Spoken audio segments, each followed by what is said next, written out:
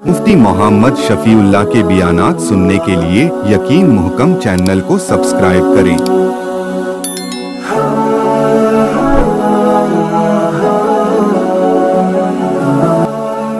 नहमदुहु व नुसल्ली अला रसूलिहिल करीम, अम्मा बअद फ़अऊज़ु बिल्लाहि मिनश शैतानिर रजीम, बिस्मिल्लाहिर रहमानिर रहीम। हुवल्लज़ी खलक़ लकुम मा फ़िल अर्ज़ि जमीअन सुम्मा इस्तवा इलस समाइ फ़सव्वाहुन्ना सबअ समावात व हुवा बिकुल्लि शैइन अलीम। सदक़ल्लाहुल अज़ीम। अल्लाहुम्मा सल्लि अला मुहम्मद व अला आलि मुहम्मद कमा सल्लैता अला इब्राहीम व अला आलि इब्राहीम इन्नका हमीदुम मजीद। अल्लाहुम्मा बारिक अला मुहम्मद व अला आलि मुहम्मद कमा बारकता अला इब्राहीम व अला आलि इब्राहीम इन्नका हमीदुम मजीद। साबिक़ा दर्स में अल्लाह रब्बुल इज़्ज़त ने इजमाली तौर पर इरशाद फरमाया कि अल्लाह ने जो कुछ ज़मीन में है वो सारे का सारा तुम्हारे लिए पैदा किया। और हदीस मुबारका में नबी अलैहिस्सलातु वस्सलाम ने इरशाद फरमाया कि अल्लाह ने दुनिया में जो कुछ है सब कुछ तुम्हारे लिए पैदा किया और तुम्हें अल्लाह के लिए पैदा किया, तुम्हें आखिरत के अमाल के लिए पैदा किया। अब इंसान ये कहे मैं तो मसरूफ़ था, मैं तो तिजारत में था, मैं तो काम में था, मेरे तो कपड़े खराब थे इसलिए मैं नमाज ना पढ़ सका। सूरह निसा में अल्लाह रब्बुल इज़्ज़त ने इरशाद फरमाया कि कुछ लोगों को अल्लाह के फरिश्ते अल्लाह के बारगाह में लेकर आएंगे। ये लोग कहेंगे कि अल्लाह हमने नमाजें इसलिए नहीं पढ़ी थी, आमाल इसलिए नहीं किए थे कि काफिरों ने हमें पढ़ने नहीं दिया, हम पर जुल्म और सितम करते थे तो हमने ये किया नहीं है। तो फरिश्ते अल्लाह की तरफ से उनसे कहेंगे कि अल्लाह की जमीन वसी नहीं थी, वल अर्ज़ु लिल्लाहि वासिया, क्या अल्लाह की जमीन वसी नहीं थी? फतुहाजिरू फ़ीहा, तुम किसी और तरफ हिजरत कर जाते, वहां पढ़ लेते, यहाँ क्यों पड़े रहे? ये उज़्र अल्लाह की बारगाह में कबूल नहीं। फिर जी कपड़े खराब थे इसलिए हमने नमाज न पढ़ी, फिर जी गाहक आए हुए थे, दुकानदारी थी इसलिए मैं उठ न सका। सारे काम बाद में, पहला काम अल्लाह की इताअत है। मिसाल यूं समझें, मोबाइल फोन बनाया गया है कॉल सुनने के लिए, इसमें बहुत सारी चीजें हैं, वीडियो भी है, रिकॉर्डिंग भी है, इसमें कैलकुलेटर भी है, गेमें भी हैं, बहुत सारे फंक्शन हैं। जो भी बंदा काम कर रहा हो लेकिन मोबाइल को पता है कि मैं बनाया क्यों गया हूं, जैसे ही कॉल आएगी सारे काम छोड़ देगा। जो भी आप कर रहे हैं सब कुछ छोड़कर सबसे पहले जिस मकसद के लिए बनाया वो करेगा।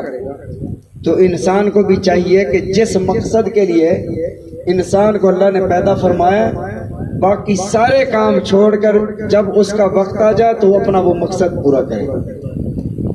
तो फरमाया हुवल्लज़ी खलक़ लकुम मा फ़िल अर्ज़ि जमीआ, अल्लाह वो ज़ात है जिसने तुम्हारे लिए पैदा फरमाया जो कुछ जमीन में है सारे का सारा। सुम्मा इस्तवा इलस समा, फिर मुतवज्जे हुआ आसमान की तरफ, फसव्वाहुन्ना, बस बराबर किया उन्हें 7 आसमानों को।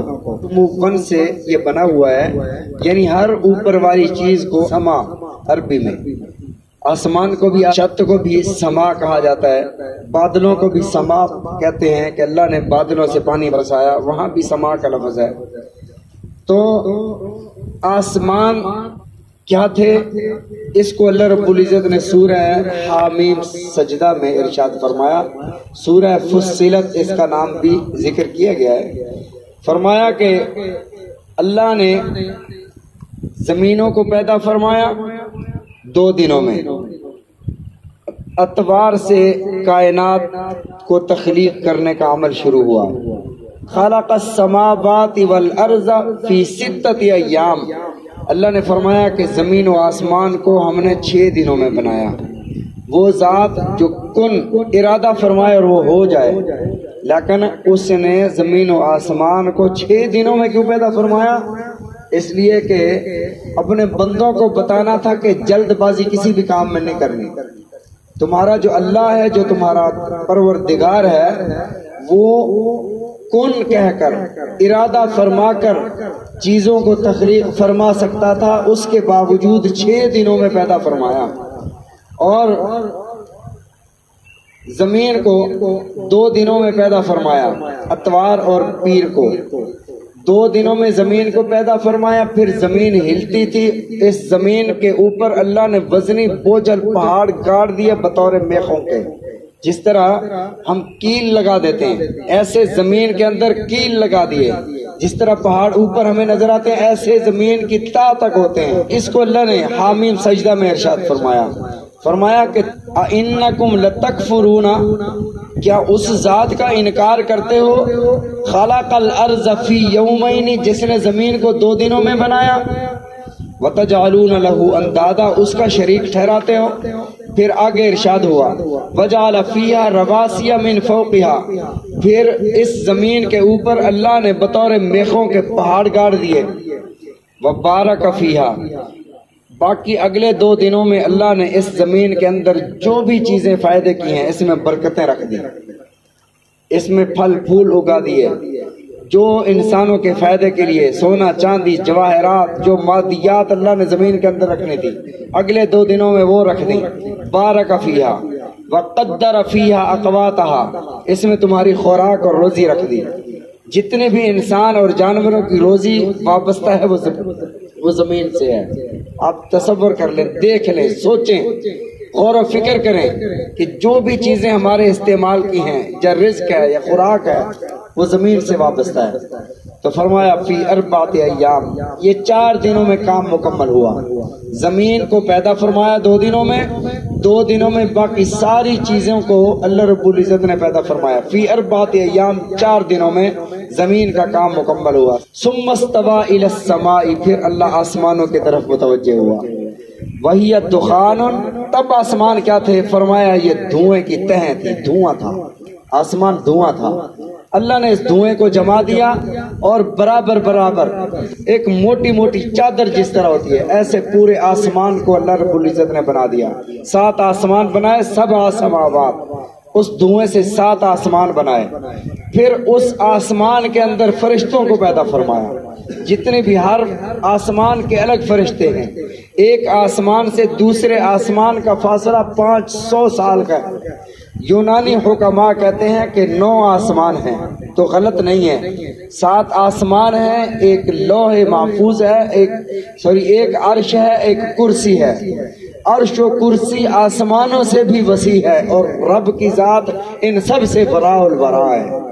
تو فرمایا کہ 7 سماوات، عرش اور کرسی. اللہ عرش اور کرسی کا محتاج نہیں.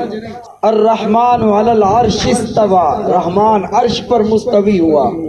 اللہ کا، ہم اللہ وجود کا محتاج نہیں ہے.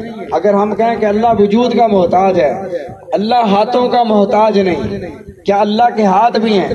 اللہ جسم سے پاک ہے، اللہ کے ہاتھ ہیں. ید اللہ فوق ایدیہم، جی قرآن مجید میں اللہ کے ہاتھ ہیں. کیسے ہاتھ ہیں؟ ما یلیق بشانہ، جیسے اس کی شان ہے.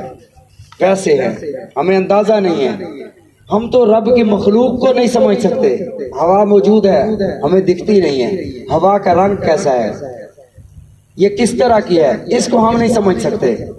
ہماری نگاہ، ہم ایک دوسرے کو دیکھ رہے ہیں اور یہ نگاہ کی لہریں ایک دوسرے کی طرف جا رہی ہیں، یہ نگاہیں ہمیں نظر نہیں آتی. رب کی ذات جس نے ان کو پیدا کیا وہ کس قدر لطیف ہوگی.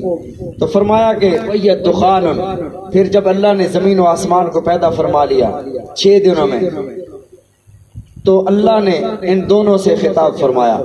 انہیں فرمایا ایتیا طوعا او کرہا، تم خوشی خوشی میرے پاس آتے ہو، میری تابعداری کرتے ہو یا مجبور ہو کر. تو قالتا، دونوں نے کہا اتینا طائعین، ہم فرما بردار ہو کر خوشی خوشی آپ کی اطاعت کرتے ہیں. فقضاہن 7 سماوات فی یومین، پھر 7 آسمانوں کو 2 دنوں میں بنایا. وَأَوْحَى فِي كُلِّ سَمَاءٍ أَمْرَهَا، ہر آسمان میں اپنے احکامات اور آرڈر جاری فرمائے. ہر آسمان کی اپنی اپنی مخلوق تھی۔ پھر جب جمعہ کا دن تھا، یہ خطاب جمعہ کے دن ہوا، تو زمین و آسمان دونوں کو اللہ نے خطاب جمعہ کے دن فرمایا، دونوں کو جمعہ والے دن اکٹھا فرمایا، تو اس لیے اس دن کا نام جمعہ رکھا گیا۔ جمعہ کا مطلب جمع کرنا، دونوں کو جمع فرمایا۔ اس لیے رسول اللہ صلی اللہ علیہ وسلم نے ارشاد فرمایا، اللہ رب العزت نے کائنات کی تخلیق کا آخری دن جمعہ تھا، اور عصر کے بعد جمعہ کے دن عصر کے بعد حضرت آدم علیہ السلام کے جسد اطہر میں روح ڈالی گئی۔ وَنَفَخْتُ فِيهِ مِن رُوحِي، اپنی طرف سے آدم علیہ السلام کے جسم میں روح ڈالی گئی۔ عصر کے بعد تخلیق کائنات مکمل ہوئی، تو آپ نے ارشاد فرمایا خُلِقَ فِيهِ آدم یوم الجمعہ، جس دن آدم علیہ السلام کے جسد میں روح ڈالی گئی وہ جمعہ کا دن تھا، اور فرمایا جس دن قیامت قائم ہوگی وہ بھی جمعہ کا دن ہوگا، بنایا بھی جمعہ کے دن، ختم بھی جمعہ کے دن فرمائیں گے۔ تو فرمایا کہ فَسَوَّاهُنَّ، برابر کیا آسمانوں کو، وَهُوَ بِكُلِّ شَيْءٍ عَلِيمٌ، وہ ہر شے کو جاننے والے ہیں۔ ایک ہے عالم، عالم مانا جاننے والا، ایک ہے علیم، ایسا جاننے والا کہ اس جیسا کوئی جان نہ سکتا ہو۔ عرب کے کالے پہاڑ پر رات کی تاریکی میں ایک کالی چیونٹی دھیمی دھیمی رفتار سے چڑھ رہی ہو، تو اس کے قدموں کی آہٹ کو سننے والا اور اس کے قدموں کے نشانات کو دیکھنے والا وہ ایک ہی ذات ہے جس کی صفت بصیر اور علیم ہے۔ بصیر ایسا دیکھنے والا جس جیسا کوئی دیکھ نہ سکتا ہو۔ چیونٹی کے قدموں کے نشانات صرف اللہ ہی دیکھ سکتا ہے۔ علیم ایسا ہے کہ اس کے قدموں کی آہٹ کو سنتا بھی ہے، سمیع بھی ہے، علیم بھی ہے، بصیر بھی ہے۔ اللہ تعالی ہم سب کو اپنی صفات سمجھنے کی، عمل کرنے کی توفیق عطا فرمائے۔ رسول اللہ صلی اللہ علیہ وسلم کے فرامین سمجھنے کی، عمل کرنے کی توفیق عطا فرمائے۔